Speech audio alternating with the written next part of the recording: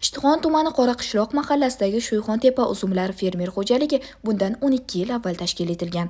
45 gektar uzum maydonimiz bor. 55 xo'jalikka yillik shartnoma asosida tarqatilgan, berilgan bu ko'rib turganimiz gigant hisoblanadi. 2 yosh bo'lgan bo'lsa, payvandimiz 2 yillik vaqt mana bu yilga hosilga kirgan ko'rib turibsizlar, boshi kami 3 kilodan chiqadi. Bu 30 bosh, 40 boshgacha soladi, lekin buni ko'p boshlarni olib tashlamasak, bu holatga kelmaydi. Ko'proq bo'lgandan keyin bu pishmay qoladi. Shuni evaziga kamera qo'yamiz, eksport bo'lib sifatli mahsulot olish uchun shunaqa usullarni qo'llaymiz bizlar.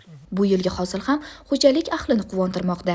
Bunga avvalo uzumzorlarda yangi agrotexnologiyalarni qo'llash sabab bo'lyapti. Bu yilda uzumimiz hosillarning hammasi yaxshi. Dehqonlarimiz ko'ngli to'q. Joyida mana shipal qilganmiz. Shipalning foydasini berib ko'rdi aholi, dehqon. Mana kelasi yil qolganlar ham qilmas, shu usulga o'tyapmiz. Mana bu yil birinchi yil ko'tarilgan. Yer boqqa qaraganda shipalning sifati mana ko'rib turibsizlar. Ishlov birinchi o'rinda ishlov o'ngi, yaxshi. Texnika bilan ishlayman, dehqonni o'zi yuramas, suv qo'yaman. Hozir shu kecha kunduzda suv qo'ysak ham, ana shu tomonlama qulayliklari zo'r.